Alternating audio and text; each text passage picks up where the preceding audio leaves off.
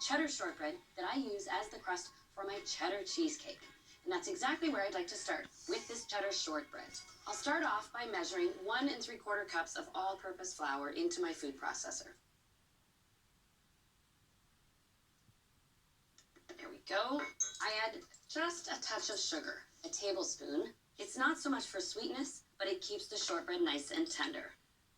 1/4 teaspoon of ground pepper. There we go. Now my butter and cheese. I have 1/2 cup of unsalted butter that I've cut into pieces. I'll give this a pulse first.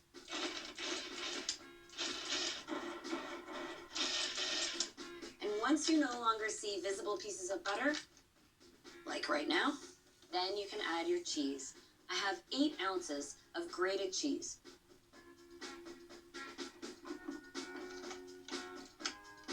Now I'll pulse in the cheddar.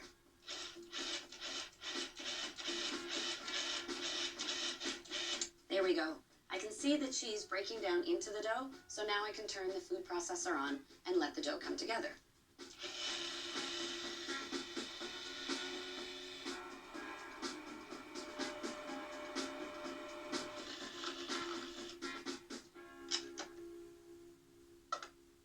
This is a real gem of a cheddar shortbread recipe because you can work with it right from the food processor. You don't have to chill it down.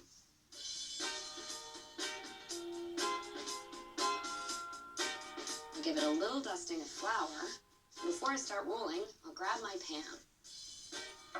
I have an 8-inch removable bottom fluted pan, so the shortbread becomes the crust for it. Oh, you can really see how soft and pliable and rich this dough is. This cheddar cheesecake is a dish I like to serve either for brunch or as a starter course. I don't roll my cheddar shortbread crust as thinly as I would, say, a pie dough. It is super tender.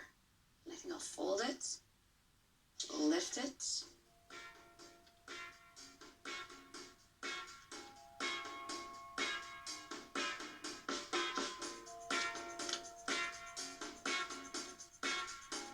use my rolling pin to trim the edges.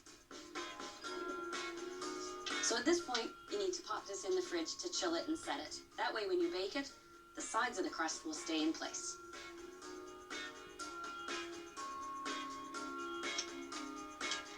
And here it is chilled. Now, before it goes into the oven, just like with my honey graham crackers, you need to dock the bottom of the crust. This way the air gets in there, cooks the shortbread all the way through, and then you won't get any air pockets either. Here we go. I've preheated my oven to 350, and this takes about 30 minutes to bake. If it turns a light brown around the edges, that's absolutely fine.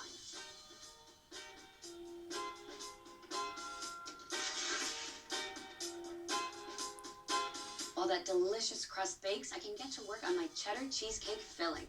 And I'm going to start with, of all things, onions.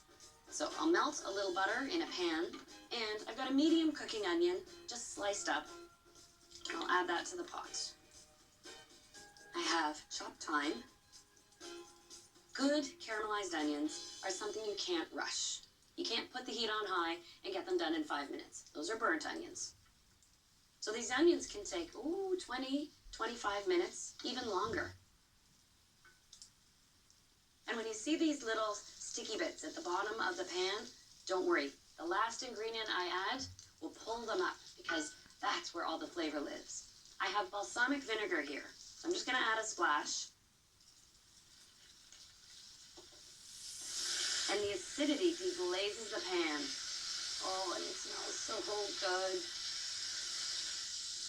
Gorgeous. As soon as you see the liquid has evaporated, you can take the onions off the heat, and I'll let those cool down, and it's time to go check on that crust.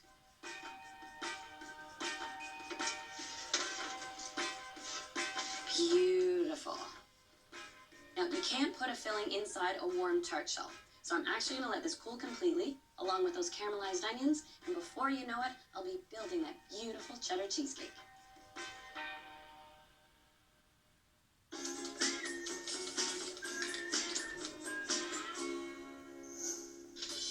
cheddar shortbread crust has cooled, so now it's time for the cheddar cheesecake filling. And it really does start out the same way you make a sweet cheesecake, with a package of cream cheese. I've softened it to room temperature, and now just smoothing it out a little bit. I don't add sugar to my cheesecake filling like a sweet one, but you do need egg. In this case, 1 egg yolk and 1 whole egg. I'll separate my yolk first. And I'll work that in before I add the whole egg.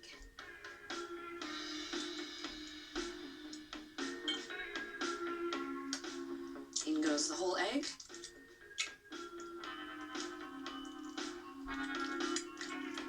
There we go.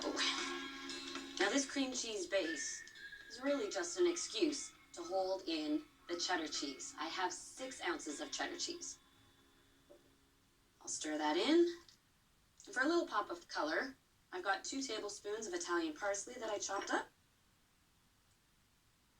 And let's not forget about those balsamic glazed caramelized onions.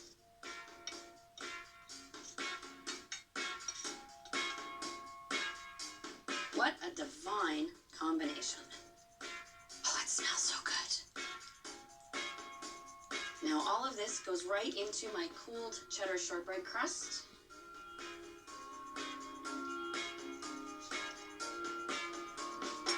I'll give it a little spread right to the edges. So this is sort of like quiche meets cheesecake. Here it's all about the cheese. I'm all set for the oven. It's still at 350, the same temperature I baked the crust, and it takes 35 to 40 minutes.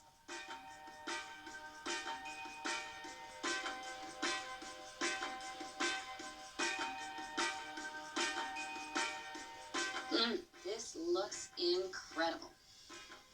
So I've had this cooling for a few minutes. And you can see after it comes out of the oven, it does settle into place, but it doesn't crack. Let's see. The outside has cooled to touch a little bit, so I'm going to take it out of its pan and carefully lift it onto a plate. This cheesecake is delicious, whether it's served warm or at room temperature. And you can make it ahead of time and reheat it, just to melt that cheese in the center again. Ooh, do you hear that crunch of the cheddar shortbread crust? Nice, delicate, slender piece because it is rich. Oh, I love that crisp cheddar shortbread crust holding the cheesecake filling. You can see the melted cheddar in there and the balsamic caramelized onions. What a perfect way to serve cheese and crackers. As you can tell, I love cheese, but you know what? I think I love crackers even more. So whether it's the pumpkin seed date and spice crackers, or the classic honey graham crackers, right down to a plated cheese and cracker dish with this cheddar cheesecake, I hope you'll take all of these ideas to your own kitchen to bake and enjoy.